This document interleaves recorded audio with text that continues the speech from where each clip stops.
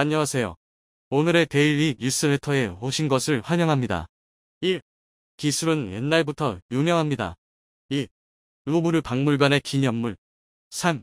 유럽 전문가들이 한국에 배우러 온다. 한번 진실을 알아봅시다.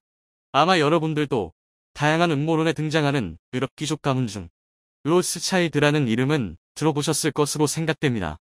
세계 경제를 좌지우지한다는 음모론의 단골 손님인데, 이런 음모론의 주인공이 될 수 있었던 것은 그 가문이 가진 재산 때문입니다.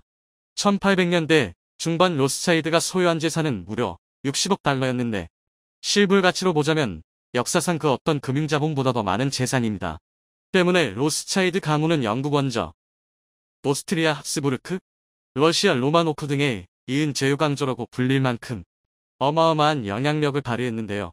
전 세계 최초의 금융그룹을 만들어 막대한 부를 축적한 로스차일드가는 어느 순간부터 미술품 수집에 열을 올리기 시작하더니 급기야 유럽 최대 미술품 수집 가문으로 자리 잡았는데, 특히 판화 수집에 일가견이 있었습니다.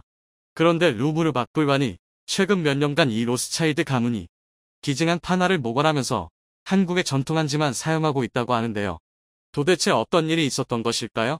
한국은 인쇄술의 두 가지 분야, 즉 금속활자술과 목판인쇄술과 분야에서 세계에서 가장 오래된 인쇄부를 가지고 있습니다.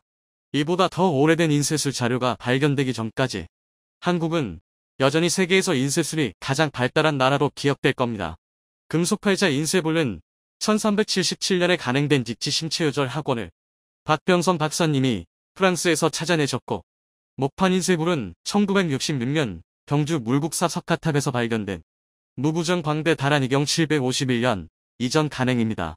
도굴꾼들이 도굴에 설패하면서 석가탑의 해체 보수 과정에서 우연한 사고로 발견된 이 인쇄불은 750년 새겨진 일본의 백만탑 다란이경보다 최소 20년 이상 앞서 간행된 인쇄불입니다. 그런데 한반도 역사에서 751년 제작된, 그러니까 최소 신라 경덕왕 10년에 간행된 이 인쇄불이 1966년에 발견됐음에도 이 책은 그 표면 일부가 침식되었을 뿐 책은 온전하게 보존되어 있었는데요. 어떻게 종이로 만든 책이 1200년의 세월을 견뎌낼 수 있었을까요? 정답은 바로 전통 한국 종이, 즉 한지에 있습니다. 잠시 프랑스로 이동해 보겠습니다. 전 세계에서 가장 유명한 박물관을 꼽으라면 그 명성에서나 역사적으로나 프랑스의 루브르 박물관을 꼽을 겁니다. 코로나 이전 연간 약 1000만 명이 다녀갈 만큼 프랑스 여행의 필수 코스로 꼽히는 박물관인데, 다빈치의 모나리자, 승리의 여신상, 구텐베르크 성경, 나폴레옹 1세의 대관식 등등 그 소장품의 가치는 가히 상상을 초월합니다. 특히 다빈치의 모나리자의 경우 루브르 박물관의 존재 이유라고 부를 만큼 상징성이 있는 작품인데, 만약 경매에 출품될 경우 시작가가 1조 원에서 시작한다는 소문이 돌기도 했었죠. 그런데 이렇게 대단한 작품들을 전시하는 전시관 별실에는 세월의 흔적을 이겨내지 못해 망가지고 부서지고 빛바랜 예술품들에게 생명을 불어넣는 작업을 하는 전문가들이 있습니다. 복원가라고 부르는 이들은 낡은 조각상과 가구, 도자기, 그림 및 액자 등에 생긴 구멍이나 흠집을 메워 원래 상태로 복원하는데, 이때 사용되는 목원 원료가 바로 총이입니다. 다만 어떠한 화학 성분도 섞이지 않은 천연 총이를 사용해야 하는데, 최근 루브르 박물관에서 예술품 목원의 필수 원료로 한국의 전통종이 한지를 사용하고 있습니다.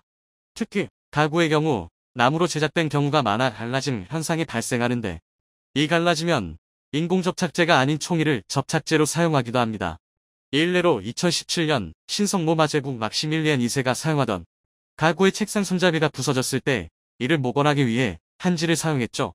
세월에 퇴색된 9세기의 코란 경전 역시 페이지 한 장마다 한지를 넣어 예술품으로 보관하고 있습니다. 뿐만 아니라 전설적인 가문 로스차일드가 가문의 부를 축적하기 위해 수집한 판화 중 성캐서린의 결혼식이라는 작품을 포함 로스차일드 컬렉션을 목원할 때도 한지를 사용했는데요. 세계 최고 미술품을 소장한 루브르 박물관의 입장에서는 그 미술품들이 관객들이 즐길 수 있는 수준을 유지하는 것이 경쟁력인데, 전 세계에 존재하는 수많은 종이 중 한지를 선택했다는 것은 그 이유가 있을 것입니다. 총이가 최초로 발견된 곳은 중국입니다. 105년쯤 셰른이라는 인물이 제지소를 개발했고, 이를 기원으로 보는 것이 정설이죠. 그는 나무 껍질과 마, 창포, 어망 등을 문쇄하고 1호부터 10불 선율을 물리한 후 대나무채를 이용해 얇은 형태의 종이를 만들었는데요. 이 재지술이 한반도에 전해진 것은 삼국시대인 197년입니다. 많은 중국인들이 한반도로 망명하며 이 기술이 도입됐는데 처음 중국의 방식을 그대로 따라하던 기술자들은 통일 신라 시대를 거치면서 당나무를 사용하는 우리 고유의 제조 방법을 창안했죠. 방식은 일본으로 건너갔습니다. 밀본서기에는 고구려 승려담징이 610년께 일본의 제지소를 전수했다는 기록이 남아있기도 하죠. 제지술이 중국에서 기원하기는 했지만 한국과 중국, 일본 모두 각각의 전통총이가 존재합니다. 그 이름도 한국은 한지, 중국은 손지, 일본은 화지라고 부르죠. 그렇다면 이 세 종류의 총이 중 가장 뛰어난 총이는 무엇일까요? 각 총이마다 장점은 있겠지만 문화재 목원 분야에서는 단면 한지를 최고로 꼽습니다. 한때 문화재 목원의 99%는 일본의 화지를 썼지만 최근 루브르 박물관을 시작으로 한지가 화지를 누르고 장악해가고 있는데요. 일본의 화지는 그 독특한 아름다움과 우수함으로 루브르 박물관에 거의 독점적으로 화지를 공급하고 있었는데 2015년경 화지로 복원한 미술품에 문제가 발생했습니다. 이에 루브르 측은 아시아의 다른 총이들을 불색하기 시작했고 이 과정에서 한지의 특별성이라는 논문 덕분에 한지가 이슈가 됐습니다. 언젠가는 라파엘로와 피카소의 그림, 레오나르도 다빈치의 모나리자 복원에 한지를 쓰는 게 제 꿈이에요 라는 당찬 포부를 밝힌 김민중 복원사가 2015년 쓴 석사학위 논문입니다. 그는 프랑스 파리의 대학 미술품 보존 모관학 석사 과정에서 학위 논문으로 한지의 특별성을 주제로 잡았습니다. 학위 논문에서 그는 한중일 3개국의 종이를 5개에 넣고 돌려보는 실험을 진행했는데 한지가 압도적으로 튼튼한 총이라는 것이 수치적으로 증명됐습니다. 또한 노후화 테스트에서는 일본 화지는 4일 때부터 변형과 노후화가 진행됐고 한지에서는 이러한 현상이 발견되지 않았죠. 그리고 세계 최고 미술품들을 보관 중인 루브르 박물관의 보존 목원 책임자인 아리안드라 샤펠이 이 논문을 읽게 되면서 박물관이 한지에 대해 관심을 갖기 시작했죠. 이때쯤 전주시는 문화재목원형 전주 한지 샘플을 루브르 박물관에 보냈고 1년간의 작업 끝에 막시밀리안 2세 책상 손잡이 복원에 한지를 사용했습니다. 당시 복원에 참여한 한 복원사는 한지는 접착력과 가벼움, 강도, 치수 안전성, 상대적 투명성 면에서 우수해 섬세한 복원에 적합하다고 극찬하기도 했는데요. 지난 2021년 7월 28일 문화재청은 경북 문경의 김삼식 씨, 경남 의령의 신현세 씨, 충북 괴산의 안치용 씨 등 3명을 국가무형문화재 한지장 보유자로 인정했습니다. 이 중 경북 문경의 김삼식 씨는 1955년 한지를 배우기 시작해 무려 67년간 한지에 몰두한 장인 중의 장인인데요.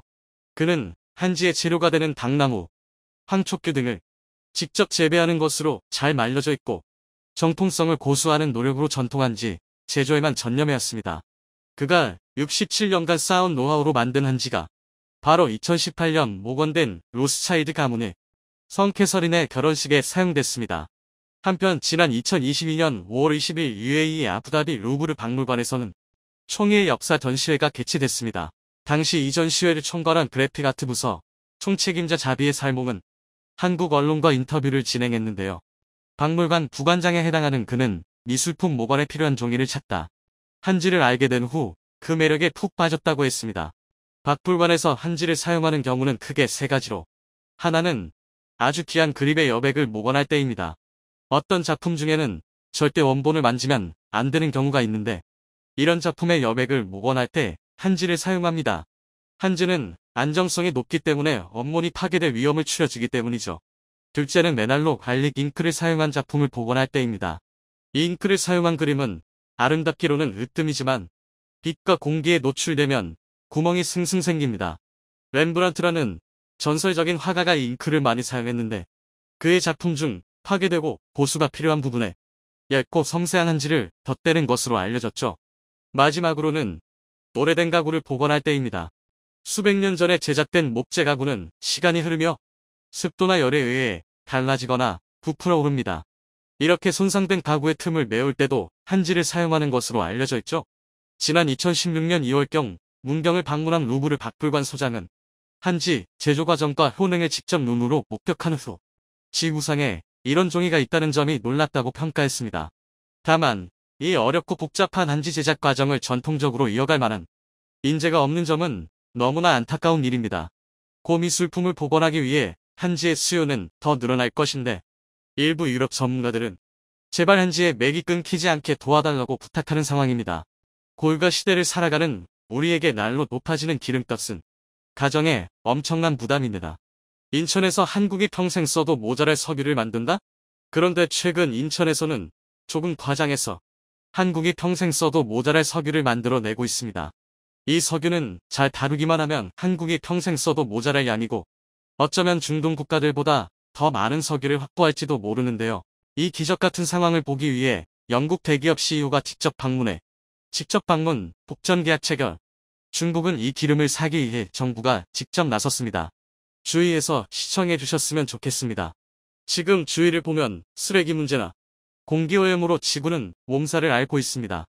인간이 생활하면서 발생하는 쓰레기, 즉 폐기물은 날로 증가하지만 분리수거 외에 그것을 처리할 방법은 마땅히 찾기 어렵습니다. 폐기물은 인간의 생활 또는 산업활동 과정에서 발생돼 쓸모 없어진 물질로서 가정에서는 음식물 쓰레기, 음식 포장용기 및 종이 등이 발생하고 산업체에서는 폐목재, 고철, TU, 폐합성 수지, 폐비닐 등등이 발생합니다. 환경부에 따르면 인간이 한평생 살면서 배출하는 생활 쓰레기가 무려 55톤에 이른다고 하는데 산업 구조가 고도화될수록 그 폐기물의 종류가 다양해지고 그 양도 기하급수적으로 늘었죠. 그러나 폐기물 중 특히 플라스틱이나 폐비닐은 재활용이 불가능해 환경에 치명적이지만 이들의 사용 비중은 그 편리함으로 인해 매년 증가 추세에 있습니다. 이런 폐기물을 줄이는 가장 좋은 방법은 아예 사용하지 않는 것이지만 현실적으로 불가능하기 때문에 이러한 자원을 다시 재활용하는 방법을 생각해 볼 수 있습니다. 그런데 만약 이러한 폐기물을 처분해 유용한 자원으로 만들어낼 수 있다면 얼마나 환상적일까요? 가령 폐기될 스마트폰에서 금을 추출해낸다든지 전기차 배터리를 폐기해 하얀 황금이라 불리는 리튬을 추출해낸다든지 하는 방식으로 폐기물을 재활용한다면 새로운 리듬을 채굴하기 위해 소요되는 금전적, 환경적 비용이 절약될 겁니다. 그런데 만약 절대 재활용이 불가능한 폐비닐이나 폐플라스틱을 녹여 석유를 추출할 있다면 어떨까요? 이건 천지가 개벽할 기술이 아닐까요? 그런데 이 기술을 한국의 한 중소기업이 세계 최초로 현실화시켰습니다. 최근 몇십 년 사이 탄소 중립이라는 단어가 전 세계적인 화두로 떠올랐습니다. 대기 중 이산화탄소 농도 증가를 막기 위해 인간 활동에서 발생하는 배출량은 최대한 감소시키고 흡수량은 증대시켜 순 배출량을 제로로 만드는 겁니다. 이산화탄소를 발생시키는 온실가스는 최대한 줄이고 어쩔 수 없이 배출되는 온실가스는 이를 포집하거나 자연에 흡수시켜 실질적인 배출량을 0으로 낮추는 것을 탄소 중립 넷 제로라고 합니다. 이 각 기업과 국가들은 탄소 중립 실천을 위해 이산화탄소 포집, 저장, 활용 기술 시커스 등 다양한 기술을 발전시켰지만 이제는 탄소 중립을 넘어 새로운 자원 확보까지 가능해졌습니다. 영국의 쓰레기 처리 업체로 잘 알려진 세이비엔사 이디어는 런던 증권거래소 에임마켓에 상장된 에너지 효율 기업입니다. 지난 2월 9일 리처드 페르 회장은 영국에서의 모든 활동을 접고 한국에 귀국해 대뜸 인천을 찾았습니다. 그리고는 한국의 중소기업 주도시 유전으로부터 설비를 도입하기 위해 독점 영업권과 판매권 계약을 체결했죠. 사실 설비 하나를 구입하는데 대기업 회장까지 방문해야 하나 싶지만 도시 유전이라는 중소기업의 기술을 사려면 회장급 인사가 오지 않을 수 없었습니다. 세상을 바꿀 기술이니까요. 플라스틱이나 폐비닐과 같이 분해되지 않는 폐기물이 재활용이 완전히 불가능한 것은 아닙니다. 일부는 이 플라스틱이나 폐비닐 중 재활용이 가능한 일부를 세척한 후 이를 녹여 다시 새 제품으로 만들기도 합니다. 그리고 전 세계적으로 석유에서 추출해 만든 이 폐기물을 불에 녹여 다시 원료 또는 유류로 유화하는 기술이 연구 중이지만 환경오염물질 배출과 고비용이라는 치명적인 단점을 해결하지 못한 상황입니다. 만약 400도 이상의 열을 통해 플라스틱과 폐비닐을 녹이면 이 열을 가하기 위한 화석연료가 필요하고 이들을 녹이는 과정에서 또 다른 환경오염물질이 발생됩니다. 그러나 도시유전은 이 두 문제를 해결했습니다. 이를 태우는 방식이 아니라 파장을 통해 낮은 온도에서 녹이는 방식을 세계 최초로 개발했기 때문이죠. 도시유전의 정명훈 대표가 개발한 파동에너지를 이용한 폐플라스틱 분해 처리 기술은 세계 최초로 열분해 기술이 아닌 파장을 이용해 폐플라스틱을 분해하는 원천 기술입니다. 자체 개발한 세라믹볼에서 발생된 파장으로 플라스틱과 비닐을 분해한 후 다시 원래 모습인 석유로 되돌리는 기술인데요. 플라스틱이나 비닐이 석유에서 추출된 납사 등으로 만들어지는데 이를 다시 석유로 되돌린다는 것은 불가능해 보였지만 정영훈 대표는 이를 분자 고리를 끊어내는 기술로 해결했습니다. 간단히 공정을 살펴보자면 우선 폐플라스틱 및 폐비닐 등 원료를 특수 용기에 담아 원형 탱크로 투입 시입니다. 이 원형 탱크에는 특수 설계된 세라믹 볼로 잔뜩 채워진 설비가 장착되어 있습니다. 이 세라믹 볼이 중요한 도구입니다. 세라믹은 쉽게 말하면 돌인데 우리가 보통 온돌이나 강한 햇빛을 쬐인 자연석에서 발생되는 파동에너지를 원적 외선이라고 부릅니다. 그런데 세라믹에 열을 가하면 세라믹 역시 원적 외선을 발생시키는데 정영훈 대표는 이 파동을 석유화 학물질의 탄소결합 분자와 동일한 파장을 가진 에너지를 주사하면 플라스틱 분자 간 연결고리를 끊어낼 수 있다고 확신했습니다. 이러한 상상은 전 세계 많은 연구자들이 매달려왔으나 실패했고 정영훈 대표가 세계 최초로 이 파장의 비밀을 찾아내 다시 석유로 환원시키는 데 성공했습니다. 환경오염 물질을 발생시키지 않아 지구를 지키면서 폐비닐 및 폐플라스틱 등 재활용이 불가능한 진파 폐기물에서 석유를 뽑아냈으니 이보다 더 훌륭한 기술은 찾아볼 수 없죠. 만약 이 기술을 고도화시킨다면 남한의 70배에 이르는 태평양 거대 쓰레기섬의 플라스틱을 전부 가져와 석유로 환유할 수도 있고 코로나 시대의 쓰나미처럼 밀려드는 플라스틱을 전부 석유로 되돌릴 수도 있습니다. 이렇게 환원된 석유는 산업화 시설에 재투자할 수 있기 때문에 어쩌면 유전보다 더 확실한 석유 확보 방법이 될 수 있습니다. 설사 그렇지 못하더라도 현재 방치된 쓰레기 약 30%만 석유로 환원할 수 있다면 그 자체로 친환경입니다. 사실 정영훈 대표가 개발한 세라믹봉에서 방출되는 파장에너지 원적외선을 이용한 폐플라스틱 환유 환원 기술은 그에게 우연히 제기된 질문에서 비롯됐습니다. 한국의 한 열분의 회사가 생산한 기름이 굳어버리는 왁스화 현상을 세라믹 볼로 해결할 수 있는지를 도시유전에 문의해왔는데 그의 아버지 정용재 씨는 세라믹 기술을 최초로 개발한 인물입니다. 이 기술의 모태는 선박용 연료 절감 장치인데요. 선박의 연료로 사용되는 중질 유빈퍼시 이를 세라믹 봉에서 발생되는 파장에너지에 노출시키면 순간적으로 경질유로 환원되는 원리입니다. 현재 부산에서 운행되는 많은 선박들이 실제로 이 연료 절감기를 장착해 연료비를 절감하면서 환경보호에 앞장서고 있는데요. 도시유전에서는 이 굳어버린 기름을 세라믹 파장을 이용해 액상화시키는 데 성공했고 동일한 테스트를 플라스틱에 시도한 결과 석유로 환유하는 데 성공했죠. 이 세라믹 파장을 발생시키기 위해서는 열을 세라믹 봉에 가해야 하는데 전체 공정에서 발생되는 온도가 300도를 넘지 않습니다. 원천적으로 환경 유해 물질의 발생을 차단하기 때문에 400도가 넘는 기존의 열분해 방식과는 차원이 다른 기술인데요. 그래서 도시유전의 설비가 가동되는 공장에는 굴뚝 등 배출 설비가 없는 것이 특징입니다. 그런데 이런 의심이 들 수 있습니다. 과연 인천의 수도권 매립지 한 건에서 추출된 석유를 실제 연료로 사용할 수 있느냐 말이죠. 지난 2021년 4월 이와 관련한 중요한 실험이 진행됐습니다. 한국중부발전과 글로벌 석유화학 기업 인피늄은 도시유전에서 생산된 기름을 직접 수령해서 자체 품질 테스트를 진행했는데 결과가 놀라웠습니다. 인피니엄은 도시유전이 생산한 중질유는 해상 선박용 기름으로 쓰기에 완벽하고 2차 최종 정제유는 등유 수준의 품질을 가졌다는 결과를 보고했습니다. 한국중부발전은 보일러 가동을 위해 해당 연료를 테스트한 결과 도시유전이 추출한 기름은 산업용뿐 아니라 선박용으로 쓰기에 적합하다고 직접 밝히기도 했는데요. 세계 최초로 이러한 기술을 상용화시킨 덕분에 전 세계의 모든 시선이 도시유전에 쏟아졌습니다. 우선 독점 영업권을 산 영국의 세이비에는 이 설비를 도입하기 위해 이미 영국, 캐나다, 아일랜드에 부지를 확보해뒀는데 이 부지에 도시유전 설비를 설치하고 이를 기반으로 영국을 포함 유럽 전역에 이를 도입할 계획입니다. 최초 24톤 설비를 시작으로 96톤까지 이를 늘려갈 계획이라고 하죠. 이날 자리에 참석한 영국의 아단 폭스 박사는 한 행사에서 도시유전의 기술을 접한 후 상당히 충격을 받았다고 알려졌습니다. 이 사실을 영국으로 돌아간 후 적극적으로 알리기 시작했고 영국 캠브리지대 멜빌 연구소는 1억 6천만 원의 연구자금을 지원해 학교 내 공동연구소를 설립하기도 했습니다. 박사는 이 도시유전 기술은 이제 실증이 아니라 사업화로 추진할 단계에 이르렀다고 판단해 직접 세이비엔 회장을 데리고 방한했습니다. 뿐만 아니라 스위스에 본사를 두고 미국에서 환경사업을 진행 중인 IQ 인터내이션 에이지와 합작으로 미국 시장도 진출할 계획을 모색 중이고, 도시유전 설비로 최종 처리 후 남은 고형연료의 활용 가능성도 확보했습니다. 친환경 소재 개발 기업은 OCI가 이 고형연료를 가져가 분석한 후 또 다른 친환경 소재로 사용될 수 있는지를 치밀하게 연구 중입니다. 그러나 뭐니 해도 중국의 적극성이 남다릅니다. 중국 국무원 산하 중국통용기계공정유한공사는 중국 내에서 어마어마하게 쏟아져 나오는 폐비닐과 폐플라스틱 문제를 해결하기 위해 협력 약정을 체결하기도 했습니다.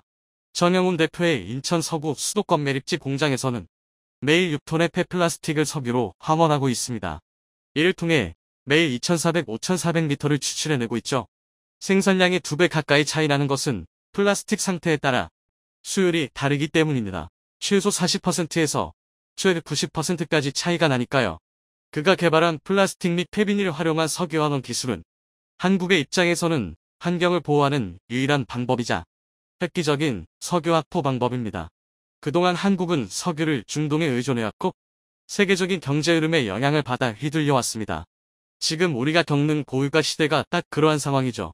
그러나 만약 이 기술을 고도화시키고 발전시켜 더 완성시킨다면 평생 써도 모자라지 않을 석유를 확보할 수 있지 않을까요? 불과 20년 전만 하더라도 사실 한국과 일본은 비교되는 나라가 아니었습니다. 경제, 문화, 산업 등등 모든 면에서 일본이 앞서고 있었고 한국은 그런 일본을 뒤따라가는 후발주자에 불과했기 때문이었죠. 하지만 일본인들의 장기간 경기 침체와 더불어 한국의 믿을 수 없는 경제 성장은 이제 일본이 한국을 따라오는 후발주자가 되게 만들어버렸습니다. 이와 관련해 며칠 전 일본의 한 경제 전문가는 언론사 칼럼을 통해 다음과 같은 기사를 남겼습니다. 한일의 GDP 역전에 큰 주목. 하지만 생활의 풍요로운 면에서는 이미 한국이 일본을 웃돌고 있다. 알고 있었나요? 해당 기사에서 일본 전문가는 한국과 일본의 상황을 어떻게 표현했길래 일본인들의 멘탈이 완전히 무너지게 된 것일까요? 먼저 국가별 명목 GDP로 따지게 되면 아직도 여전히 일본보다 한국이 앞서 있다고 설명했습니다. 하지만 이는 한국보다 영토가 크고 인구가 많은 일본이 당연히 유리할 수밖에 없다며 제대로 된 두 나라의 상황을 파악하기 위해서는 1인당 GDP를 확인해야 한다고 했죠. 그리고 이 부분에서 한국은 이제 일본을 완전히 따라잡았다고 분석했습니다. 기사에 따르면 사실 한국의 1인당 GDP가 일본을 따라잡는 건 그 누구도 예상하지도 예상할 수도 없었던 일이었습니다. 반세기 전인 1972년 한국의 1인당 GDP는 일본의 10.9%에 불과했습니다. 그리고 1992년에는 많이 올라오긴 했지만 그래도 역시나 일본의 25.9%에 불과했죠. 그러나 2000년대에 들어서면서 한국과 일본의 GDP 격차는 점점 줄어들기 시작했습니다. 2015년 한국의 1인당 GDP는 일본의 80% 수준까지 따라왔으며 2021년에는 88.5%로 턱밑까지 쫓아오게 되었죠.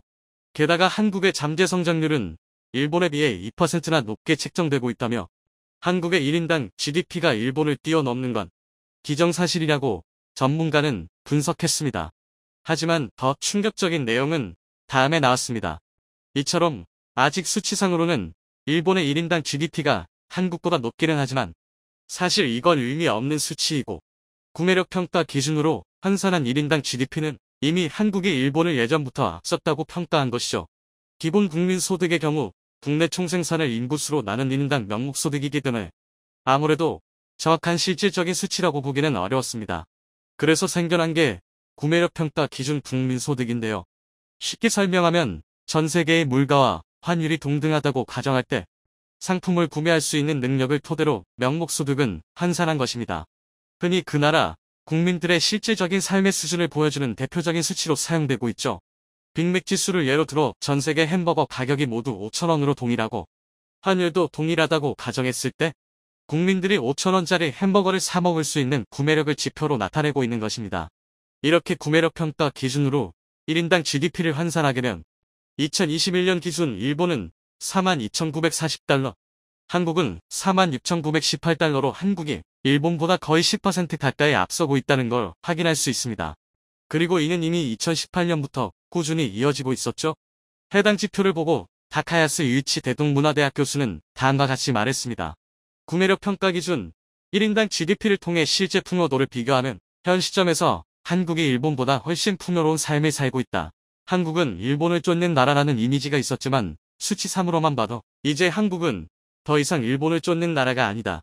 결국 항상 한국인들 가난하고 자신들은 부유하다고 주장하던 일본의 현실은 사실 한국보다 못 사는 정도가 아니라 시간이 지날수록 계속 가난해지고 있었던 것입니다. 물론 지금은 한국뿐만 아니라 전 세계가 여러 악재가 겹쳐 힘든 경제를 겪고 있는 건 사실입니다. 한국인들 역시 높은 금리와 물가 상승으로 인해 허리띠를 졸라매고 있죠. 하지만 이미 2000년대에 들어서면서부터 일본이라는 나라는 부유해졌을지는 몰라도 일본인들의 삶은 우리가 상상하는 것 이상으로 가난해지고 있었습니다. 흔히들 일본을 향해 국가는 부유하지만 국민은 가난한 이상한 나라, 특히 젊은이들의 가난이 세계적인 선진국에서 벌어지는 일이라고는 도저히 이해할 수 없을 정도로 심각한 상황이었습니다. 버블 때 태어난 부모가 부럽다. 현재 일본의 젊은 층들 사이에서 퍼지고 있는 일종의 비관론입니다. 그만큼 1990년대 버블 붕괴기 때 태어난 젊은 층들은 취업난, 저임금, 물가 상승 등 불경기로 인해 고통을 겪고 있죠. 해당 문구는 일본의 한 여성이 자신의 소셜미디어에 글을 올리면서 퍼지기 시작했는데요. 이 여성은 호경기 속 좋은 일자리를 마음대로 고르고 비싼 식당에서 밥을 먹으며 여름에는 불꽃놀이, 겨울에는 스키를 즐기면서 결혼식까지 허스럽게 치른 엄마의 삶이 부럽다. 지금도 엄마는 전업주부로서 드라마 감상, 피아노를 취미로 행복한 중년기를 보내고 있다. 자신의 신세에 한탄하고 있었습니다. 그저 개인이 쓴 글 하나는 놀랍게도 일본 젊은이들에게 엄청난 공감을 얻었는데요. 많은 일본인들이 당시엔 SNS가 없어 사소한 일로 또래 친구와 비교당할 일도 없었다. 이젠 저출산 탓에 미래 희망까지 사라지고 있다. 일본은 이대로 끝인가?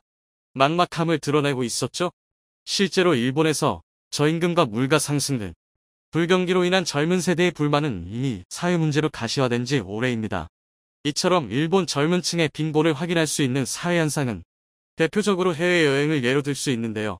일본의 인구는 약 1억 2천여만 명으로 세계 11위에 해당됩니다. 하지만 이 중 해외로 출국하는 일본인의 수는 1,500만 명 정도에 불과하죠. 약 5천만 명의 인구수를 가진 우리나라가 전염병 이전 기준 2,900여만 명이 출국했던 것에 비하면 턱없이 낮은 수치입니다. 그리고 놀랍게도 이런 현상은 노년층이 아닌 젊은 층으로 갈수록 더욱 극심했는데요. 한국은 젊은 세대일수록 해외여행을 가는 빈도수가 계속해서 상승하고 있으며 특히나 최근엔 중장년층의 전유물로 통했던 패키지 여행에 MZ세대가 몰리는 기현상까지 일어나고 있습니다. 전염병 이후 안전하게 해외여행을 하려는 수요와 한 번 갈 때 제대로 간다는 한국 젊은 층의 보복 여행 수요가 맞물린 결과였는데요.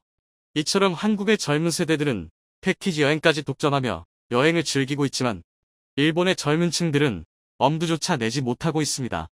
실제로 일본 20대 젊은 층의 해외 출국 수는 1997년 452만 명에서 2017년 305만 명으로 크게 줄어들었죠. 한창 놀 시기에 젊은 층들이 여행을 꺼려하는 이유는 결국 돈을 아껴야 한다는 이유 때문입니다. 당장 생활비를 걱정해야 할 한국인데 해외여행은 그야말로 사치였던 것입니다. 날이 갈수록 젊은 층의 해외여행을 꺼리는 분위기가 심각해지자 일본 정부는 일본 여행업체 등과 함께 회의체를 신설해 젊은이들을 해외에 보내기 위한 정책을 펼치기도 했는데요. 일본을 입국하는 외국인에 비해 출국 내국인이 너무 적어 불균형이 심각한 상황에 이르렀기 때문이었죠. 그러나 정부에서 비행기 값까지 지원을 해줘도 여전히 해외여행을 가지 못하는 젊은 세대들이 많아 해당 정책은 이미 유명무실해진 지 오래입니다. 그만큼 일본의 일명 청춘빈곤이 심각한 상황에 처해 있다는 걸 알 수 있죠.